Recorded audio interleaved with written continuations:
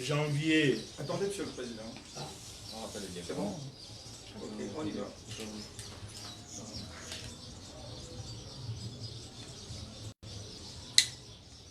Tout le monde est prêt là, c'est bon? Oui, c'est bon. Monsieur Ona, ça va? Ok, on y va. Le 13 janvier 2020, la société civile gabonaise engagée dans la campagne contre la corruption au Gabon a porté plainte contre Noureddine Bongo Valentin pour corruption active et passive, corruption d'argent public étranger et blanchiment des capitaux, détournement des deniers publics et biens mal acquis, pour enrichissement illicite, blanchiment du produit du crime, criminalité financière en bande organisée, association de malfaiteurs et pillage. Le 15 janvier 2020, le procureur de la République près du tribunal de Libreville a adressé à la police de l'air et des frontières l'interdiction de quitter le territoire aux 4 plaignants, à savoir Libama Marcel, Malanda Ghislain, Paga Georges et Yama Jean-Rémy. Le lundi 27 février 2020, les 4 plaignants ont été entendus par les éléments de la Direction générale des recherches, service d'enquête judiciaire de la gendarmerie nationale chargée de l'affaire. Ces auditions ont principalement été orientées vers les événements de Rio du 6 janvier 2020. Toutefois, nous avons demandé aux enquêteurs de se pencher sur les allégations suivantes qui impliqueraient fortement Noureddine Bongo Valentin dans diverses activités économiques, à savoir l'hôtel Nomade, la société Transurbe, le complexe hôtelier Maena, investigation du compte Ecobank de la société Média Volontaire, Family Office, investigation sur le compte BGFI sur les recettes fiscales du Gabon. Nos allégations reposent sur le principe de l'inversion des charges et des preuves en matière de blanchiment d'argent. Ce n'est pas aux accusateurs de prouver ce qu'ils disent, c'est plutôt aux mises en cause de justifier l'origine de ces biens. Toutefois, nous disposons d'éléments à charge que nous mettons à la disposition de nos avocats dans la perspective d'un procès équitable. 2 semaines après notre audition à la DGR, nous n'avons aucun élément justifiant que le mis en cause Noureddine Bongo Valentin ait été entendu par la DGR. Au-delà de cette audition, nous demandons que tous les gendarmes présents le jour de l'incident à Rio soient également entendus sur PV, de même pour les éléments de la garde républicaine se trouvant à bord de 3 véhicules présents ce jour. Afin d'éviter les intimidations des témoins de la part de leurs supérieurs dans le cadre de cette enquête, où ce sont les gendarmes qui sont en première ligne, nous demandons le dessaisissement de la DGR, un service de la gendarmerie rattaché à la présidence de la République, qui ne saurait être juge et partie. Que cette enquête soit confiée à une autre administration compétente. S'agissant de notre interdiction de sortie, elle ne se justifie pas car nous sommes les plaignants, tandis que le mis en cause pavane comme il veut hors du Gabon. Sauf à nous dire que porter plainte à Noureddine constitue une infraction au nouveau code pénal. Comme mesure de rétorsion face à cette décision injuste et inique, nous publierons très prochainement une liste des personnalités gabonaises que nous transmettrons à nos différentes diasporas afin de leur réserver dans ces pays étrangers des accueils dus à leur rang. Je vous remercie. Donc après ce propos liminaire, nous allons passer à la phase questions-réponses. S'il y a des zones d'ombre, naturellement, à chacun de, naturellement, comme on le dit, se désigner, se présenter, présenter son média et poser la question. Oui, Jonas Moukala. Jonas Moukala, enfin, je voulais avoir un peu d'éclaircissement, quoi. Ce jour-là, à Rio, il y a eu quoi concrètement? Qu'est-ce qu'il y a eu?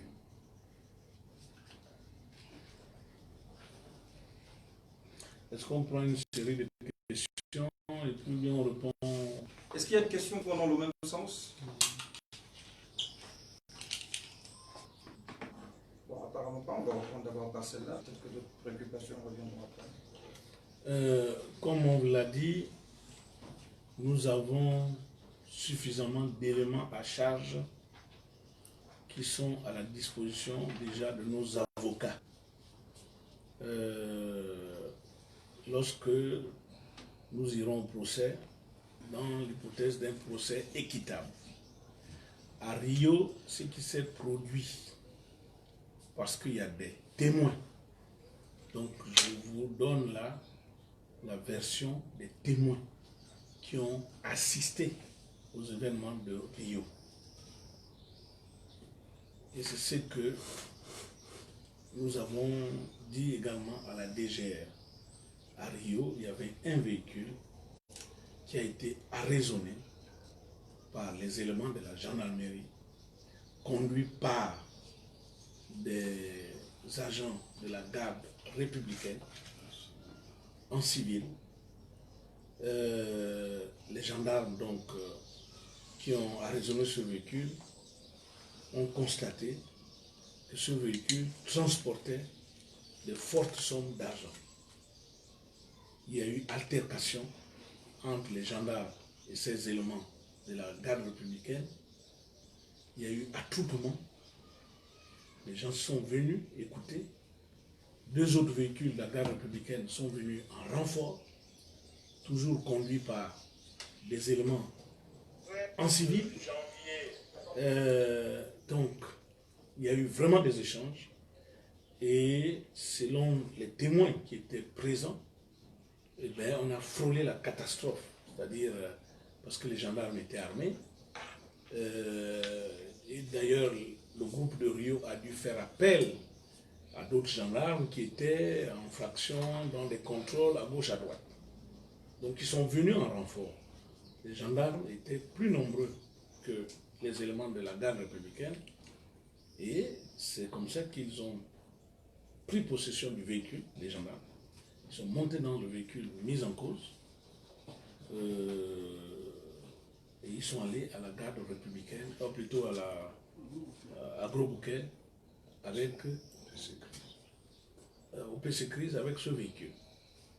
Donc maintenant, nous, vous savez, lorsque parmi les témoins, nous sommes des lanceurs d'alerte, parce que c'est ça qu'il faut, nous sommes de la société civile, nous sommes des lanceurs d'alerte. Donc lorsque nous sommes informés d'une situation et que les témoins sont formels avec des croquis, ils nous disent exactement ce qui s'est passé, parce qu'on a des croquis, où il y a des emplacements des véhicules, donc vraiment ils nous ont reconstitué et les témoins sont même prêts à une reconstitution des faits. Donc ça nous a donné la force pour porter plainte, parce que nous en tant que lanceurs d'alerte, nous société civile, c'est aussi notre rôle. Donc c'est de porter plainte, et la plainte est une forme de dénonciation. La plainte, c'est pas que nous sommes détenteurs de la vérité. La plainte est une dénonciation et il appartient maintenant aux enquêteurs, au pouvoir judiciaire de mener des enquêtes, des investigations. Mais nous avons toutes les raisons de douter maintenant aujourd'hui de l'impartialité de la DGR, parce que, étant donné que ce sont les gendarmes qui étaient à Rio, et la DGR c'est à peu près leur patron quelque part, et le parquet c'est leur patron, donc bref, nous pensons que un autre service administratif devait s'occuper de cette enquête, surtout pour entendre la version aussi des gendarmes. Parce que nous ne voulons pas, nous connaissons comment est l'esprit militaire. Hein. D'ici, on va nous donner le rapport du, ils appellent ça comment? Le rapport du chef de poste. Voilà. On va vous publier le rapport du chef de poste, c'est-à-dire que le chef de poste dise ce qui s'est passé à son poste. Mais le rapport du chef de poste n'est pas forcément la vérité de ce qui s'est passé. C'est la raison pour laquelle, dans cette affaire, nous ne voulons pas les intimidations, nous ne voulons pas que les gendarmes soient aussi intimidés, nous voulons seulement qu'ils soient entendus. Tous ceux qui étaient là, que nous citons, dans notre plainte, hein, et que nous avons cité pendant nos auditions, que tous les gendarmes qui étaient là soient présents, enfin auditionnés, entendus sur PV. Que les éléments de la garde républicaine en civil, qui étaient donc dans 3 véhicules, le premier véhicule a raisonné, et les 2 autres véhicules qui sont venus en renfort, que les éléments aussi de la garde républicaine soient entendus sur PV. Et nos témoins aussi, et après, je pense que ce sont tous ces éléments qui doivent maintenant aller chez le procureur, hein, et puis c'est le procureur qui décidera des poursuites éventuelles ou non. Donc, mais avant que ça n'aille chez le procureur, nous voulons que tout ce monde-là soit entendu. Donc voilà un peu ce qui s'est passé à Rio, selon nos témoins. Alexandre Bando de la télévision Renaissance. Voilà, vous êtes interdit de sortie. Est-ce que vous allez vous soumettre à cette décision qui, selon vous, est injuste, ou bien vous allez entreprendre un certain nombre de démarches afin de contrecarrer ce décès? Oui, bon, je vais laisser la parole. Déjà, vous remercier déjà, une fois de plus, parce que, évidemment, on a besoin de vous, on a besoin de la presse pour édifier les Gabonais sur cette situation. Et vous avez parlé de notre interdiction arbitraire de sortir, donc la restriction de liberté des leaders que nous sommes. Mais écoutez, vous le constatez comme nous sommes au regret de constater que ce sont les plaignants qui sont interdits de sortir, ou que ce soit la personne qui est citée. Alors, vous avez, à la fin de la lecture, le propos préliminaire du président Ima, il a fait allusion aux mesures de rétorsion. Vous savez, face à l'arbitraire, souvent, il faut de temps en temps avoir le courage de refuser l'arbitraire, et c'est ce que nous sommes en train de faire. Nous avons avisé le moment venu, et que s'il y a des mesures de rétorsion, il faut bien qu'on ait le courage maintenant de répliquer. Vous savez, et que c'est toute une chaîne. Il n'y a pas que M. Noureddin, en appui de ces décisions, il y a le procureur de la République, qui apparemment a déjà choisi son camp, c'est de...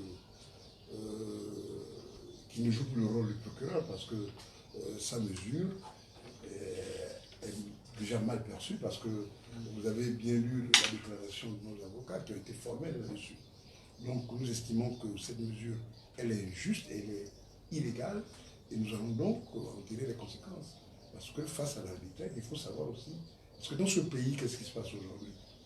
Ce que vous n'avez plus le droit de revendiquer, vous n'avez plus le droit de dénoncer, vous n'avez plus le droit de vous plaindre. Et c'est là le vrai problème.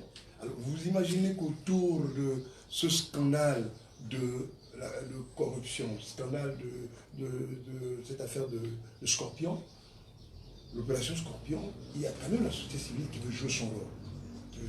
Mais je vous dis que nous avons été à la direction des recherches, à la DGR, et vous allez être très étonnés que la plupart des questions, c'était des questions orientées, des questions déjà au préalable fabriquées.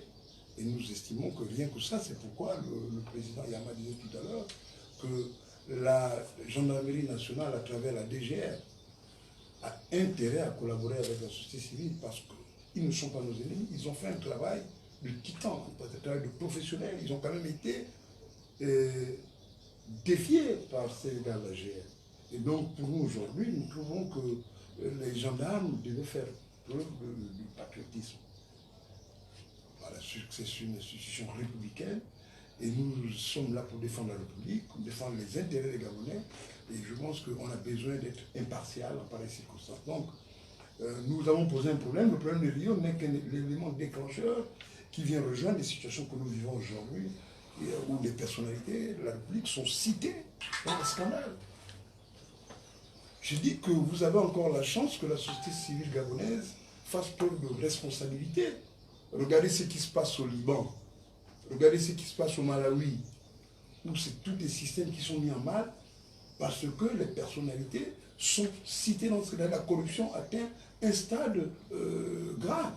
Et le Gabon, vous avez écouté ce matin le ministre de la lutte contre l'enrichissement, c'est pas le ministre, contre le ministre avocat, comment il s'appelle, Kéa, qui a reçu la responsable de la Banque mondiale. le débat était focalisé sur le problème de la gestion de deniers publics. Alors là, aujourd'hui, j'ai écouté le ministre Kea faire allusion à la société civile, qui comptait beaucoup sur la société civile. Et je pense qu'au sortir de ce point de presse, nous allons débattre avec tous les membres de la société civile pour voir si on peut avoir des échanges avec M. Kea, si seulement il est prêt à collaborer avec la société civile, parce que je sais qu'il est avocat. Et je sais que déjà, lors de sa nomination, il avait tenu un discours, même si c'était retracté après, c'était un discours fort. C'est ce genre de discours qu'on a besoin d'entendre de temps en temps. Donc pour nous, nous estimons que l'interdiction pour nous, c'est non événement. Et puis en plus, vous savez qu'aujourd'hui, quand les étrangers arrivent au Gabon, ils n'ont même pas besoin d'autorisation d'entrée. Et donc, le jour que nous voulons sortir, on ira à l'aéroport. Si on nous interdit de sortir, nous prendrons nos responsabilités. Je vais ajouter, j'ai abondé dans le même sens que mes collègues qui m'ont précédé. Notre démarche est une démarche républicaine. La plainte n'est pas une plainte orientée. Ce n'est pas Georges Baga, ce n'est pas Marcel Libama, ce n'est pas Ghislain Malanda ou Jean-Rémy Yama qui portent plainte à un individu appelé Noureddin Bongo. Nous sommes des organisations citoyennes. Nous travaillons dans le cadre de la Convention des Nations Unies contre la corruption. Article 13 de la Convention des Nations Unies contre la corruption, modalité de participation de la société civile dans la mise en œuvre de la Convention des Nations Unies contre la corruption. Nous travaillons aussi dans le cadre de la Convention de l'Union africaine contre la corruption, notamment l'article 26 de cette convention, qui définit effectivement les principes directeurs régissant l'implication et la participation de la société civile. Nous nous inscrivons également dans la loi 03-2003 relative à la création de la Commission nationale de lutte contre la corruption. Votre humble serviteur est membre de la stratégie nationale de lutte contre la corruption. Donc nous sommes des acteurs engagés, reconnus par la communauté internationale. Donc nous devons... nous faisons notre travail, nous sommes dans notre élément. Nous sommes des experts de la société civile dans ce domaine-là et nous travaillons avec l'ONUDC. D'ailleurs, à titre d'information, l'ONUDC vient de féliciter le rôle BG et on ne m'achète pas pour l'action que nous avons menée justement de sensibilisation lors de la journée mondiale de lutte contre la corruption le 9 décembre dernier. Donc nous participons aux dynamiques nationales et internationales. La stratégie contre la corruption, nous y avons pris part en amont et en aval, à toutes les étapes d'élaboration de cette stratégie qui est aujourd'hui en veilleuse. Donc, nous nous inscrivons dans une démarche républicaine, dans une démarche neutre. La neutralité en matière de lutte contre la corruption consiste à s'attaquer à tous les corrompus. Il n'y a pas d'exclusivité. Il n'y a pas d'exception dans le domaine de la corruption. Aujourd'hui, la famille Dos Santos en Angola est pourchassée. L'Angola a récupéré plus de 10 milliards de dollars d'argent détourné par l'ancien gouvernement. On reconnaît aujourd'hui les différentes opérations anticorruption et les différents chantiers de l'émergence depuis le premier mandat d'Ali Bongo décrivent une situation de corruption généralisée. Elle est visible. Quand vous allez au bord de mer, 250 milliards détournés pour le projet de construction de la marina. Est-ce que les gens qui ont géré ce projet à la présidence de la République ont rendu compte au peuple gabonais? Parce que c'est l'argent du contribuable gabonais qui est détourné. Nous avons les cités abandonnées à Ngodji. Nous avons la route nationale. Combien de milliards? Plus de 200 milliards ont été déjà dépensés pour la route nationale. Nous ne pouvons même pas arriver à Ndjolé, la route nationale est implantée. Il n'y a pas de route. Le réseau routier gabonais est complètement obsolète. Il y a plus de 100 chantiers abandonnés dans tout le territoire national. Depuis le mandat d'Ali jusqu'à son deuxième mandat. Le stade omniscient président Bongo est à l'abandon. L'école nationale des eaux et forêts au Cap. Les chantiers sont nombreux, les universités de Yem, de Mouila, de Port-Gentil et de la province de Makoukou. Les projets sont nombreux, sont faramineux. Ils sont abandonnés. Et les détournements de fonds, ce n'est pas nous qui le disons, c'est la Cour des comptes qui le dit. 1500 milliards ont été détournés ces 2 dernières années. La Commission nationale de lutte contre l'enrichissement illicite parle de 2000 milliards de francs CFA. Les détournements sont massifs. Sont généralisés. Ce n'est pas nous qui le disons. Et l'épicentre de la corruption, c'est le gouvernement, c'est la présidence de la République. C'est ça la vérité. On ne peut pas continuer à tromper les Gabonais. Les faits sont là. Les faits sont là. Les faits sont têtus. Et nous lançons... nous ne venons pas pour envenimer les choses. Nous sommes dans notre droit. Nous sommes des... Jean-Rémy Yamal a dit, nous sommes des lanceurs d'alerte. Nous n'avons pas dit que Noureddine était déjà coupable. Notre plainte est une plainte en dénonciation selon les principes qui régissent la Convention des Nations Unies contre la corruption et le rôle de la société civile. La société civile dénonce et nous demandons à la justice, aux organismes gouvernementaux étatiques, n'est-ce pas, compétents d'enquêter. Nous avons demandé, les faits sont là. Nous avons cité un certain nombre de charges. Nous avons élucidé un certain nombre de charges, de faits, d'allégations. Ce que nous demandons à la justice, de façon impartiale, sans passion, que la justice fasse son travail. C'est ce que nous demandons. Nous n'avons pas dit que quelqu'un était coupable. Nous ne faisons pas comme le gouvernement qui dit que les gens de la GEV qui ont été arrêtés sont coupables. Nous ne faisons pas comme ça. Ce n'est pas ce que nous voulons. Nous avons été clairs. Dans notre déclaration de la journée mondiale contre la corruption, nous avons demandé de mener des enquêtes globales sur plus de 100 entités et personnalités impliquées dans la corruption. Nous n'avons pas demandé d'arrêter les gens.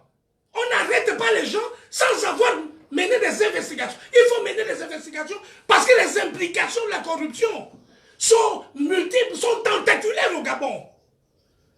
Il y a plus de 3000 corrompus au Gabon. Est-ce que nous allons mettre les 3000 corrompus au Gabon en prison? Je ne crois pas que ce soit possible. C'est pourquoi nous devons réfléchir. Nous, la société civile, nous réfléchissons en amont et en aval. Nous devons réfléchir sur la manière la plus appropriée pour récupérer l'argent qui a été détourné, qui a été voué au Gabon. C'est ce que la société civile veut faire. Dans le cadre de l'article 15 de la Convention des Nations Unies contre la corruption, donc le recouvrement des avoirs. Article 15 de la Convention des Nations Unies. Nous ne voulons pas parler avec nos interlocuteurs n'ont pas de compétences dans le domaine de la lutte contre la corruption. En France, les agents, les magistrats sont formés. Puisque nous avons déjà, l'année dernière, dans le cadre des procédures françaises contre Yves Mapakou, dans le cadre du dossier des bâtisseurs des richesses, nous avons déposé une plainte devant le parquet financier de Paris. J'ai été déjà interrogé, entendu devant ces juridictions internationales. Les officiers, les sous-officiers, les magistrats sont des magistrats spécialisés.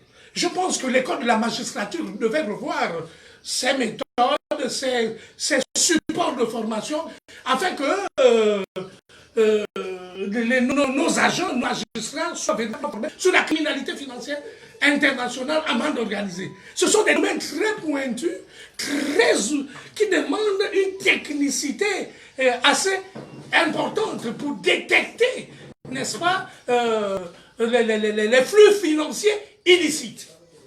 Ce sont des domaines de spécialisation. Donc, nous pensons que ce travail doit être fait. Donc, nous avons fait notre travail, nous sommes dans notre élément. Nous voulons que justice soit faite. Nous voulons que les investigations soient menées de façon indépendante et impartiale. Nous ne céderons à aucune pression. Nous sommes les plaignants. Nous sommes les plaignants de partie civile. Nous sommes constitués en partie civile. Les parties civiles ne peuvent pas être convoquées à charge. Les questions à charge, non. Nous sommes les plaignants. Nous voulons que la justice passe. C'est pourquoi notre confrère, notre frère Yama tout à l'heure a dit que la DGR désormais est récusée. Nous récusons la DGR. Nous demandons le dessaisissement de la DGR parce que la DGR est dans une situation de conflit d'intérêts. juge et partie. C'est ce que nous avons dit et c'est ce que nous voulons répéter. Nous voulons que la lumière soit faite sur cette affaire, que cela se fasse vraiment dans la plus grande sérénité. Nous ne voulons pas de manipulation. Les choses doivent se passer de la façon la plus transparente, la plus crédible, la plus respectueuse des principes qui fondent l'engagement de la société civile dans le cadre de la Convention des Nations Unies contre la corruption. Merci. C'était du Paga. D'accord, je crois que, Monsieur le Président, vous allez donner votre mot de la fin et puis on va clore. C'est bon pour les questions? J'espère que... Non, oui, c'est bon. C'est bon, oui. Non, mais s'agissant du mot de la fin, déjà vous remercier de nous avoir donné cette occasion d'édifier les uns les autres dans le cadre de cette plainte et surtout de recadrer les choses parce que tout s'est emballé dès que nous avons déposé cette plainte. Certains ont cru qu'il s'agissait d'une farce, d'autres d'une manipulation. Et je pense que les interventions des uns des autres ont montré que ce n'est ni l'un ni l'autre. Nous sommes dans notre rôle parce que, vous savez, ceux qui payent le lourd tribut de ces détournements, c'est le peuple, d'une certaine manière. Et vous êtes ici à Dynamique Unitaire, ce sont les travailleurs la plupart. Puisqu'on nous a demandé de serrer la ceinture. On a mis en place les mesures d'austérité. Et nous luttons contre ces mesures d'austérité. Et aujourd'hui, on découvre que finalement, la ceinture qu'on nous a demandé de serrer, ben, c'était juste pour qu'ils se remplissent plein les poches. En réalité, c'est ça. Donc, c'était vraiment un marché de dupes. On pensait serrer la ceinture pour relancer l'économie, pour qu'on gagne mieux après, mais la situation du travailleur ne fait que s'empirer. Donc, c'est ce qui justifie même la présence de Dynamique Unitaire parmi les organisations de la société civile qui portent plainte. Parce que nous nous associerons à toutes les plaintes qui seront liées à des détournements parce que c'est notre argent et cela nous pénalise.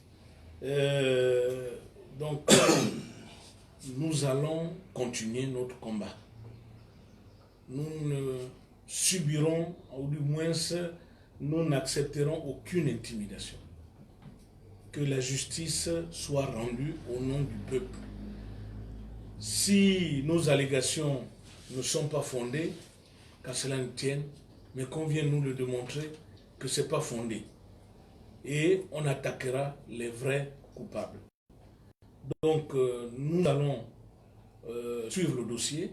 Nous le suivrons avec vous parce que nous allons vous rendre compte régulièrement de l'avancée de ce dossier. Vous serez informés et n'hésitez pas à nous interpeller aussi. Hein, si on devient peu bavard ou si vous avez des raisons de penser qu'on serait rentré, qu'on serait dans la sauce. Donc, si vous avez toutes ces raisons-là, n'hésitez pas aussi de nous interpeller. Mais en ce qui nous concerne, je peux vous dire, nous regrettons certes l'absence de Marcel, comme l'a dit le modérateur, qui malheureusement a une urgence familiale qui ne lui a pas permis d'être avec nous. Mais tous les quatre, ça je peux vous garantir, tous les quatre, nous sommes déterminés et nous irons jusqu'au bout de la justice, purement et simplement. Et vraiment sur notre interdiction de sortir, nos avocats sont en train de travailler dans ce sens, parce que n'ayant pas les notions peut-être assez approfondies, mais je crois quand même que la restriction des libertés ne devrait pas être du domaine du procureur. La restriction de la liberté, de mon point de vue, de notre point de vue, devait être du domaine du juge. Parce que c'est le juge qui rend justice au nom du peuple. Le procureur, c'est quelqu'un qui poursuit. Hein? Parce que le procureur aussi peut se tromper quand il poursuit quelqu'un. La preuve des personnes poursuivies, le juge peut estimer qu'elles sont non coupables et sont relâchées. Donc, la poursuite n'est pas une forme de culpabilité. je dirais que le procureur, quand il poursuit quelqu'un, c'est une présomption de culpabilité. Ce n'est pas une culpabilité déjà. Et donc, nous interdire de sortir, là aussi, de notre point de vue, je pense que le procureur a choisi son camp. Parce qu'on ne peut pas comprendre qu'une plainte qui est déposée le 13, je crois vers 13h, hein, et le 15, la PAF reçoit la note. Ça veut dire qu'il a rédigé le 14. Donc, quelle est la motivation qui a prévalu pour qu'on interdise les plaignants de sortir? Sauf à nous dire, comme on l'a dit dans nos déclarations, que porter plainte, à nous redire, est une infraction au code pénal. Comme il y a un nouveau code pénal que nous ne maîtrisons pas, essayons de fouiller dans ce code pénal, peut-être qu'il y a une infraction, voilà. Peut-être qu'on a commis une infraction, mais qu'on nous le dise dans ce cas. Et quand on interdit quelqu'un de voyager, mais qu'on le lui signifie. Non, c'est pas comme ça. Pourquoi est-ce que c'est à l'aéroport qu'on doit découvrir que tel n'est pas autorisé à voyager? Donc, c'est triste, surtout de la part de notre justice, parce que la justice, comme on le dit, est le troisième pouvoir. Et si ce pouvoir-là renforce plutôt le pouvoir de l'exécutif au lieu de renforcer le pouvoir du peuple, eh bien, nous sommes vraiment très très déçus, et c'est que le pays va réellement très très mal. Donc merci une fois de plus aux journalistes, et je pense qu'on ne peut pas donner une fréquence, mais on essaiera de maintenir peut-être une semaine ou 2 semaines au moins pour les communications par rapport à l'avancement de ce dossier. On vous remercie.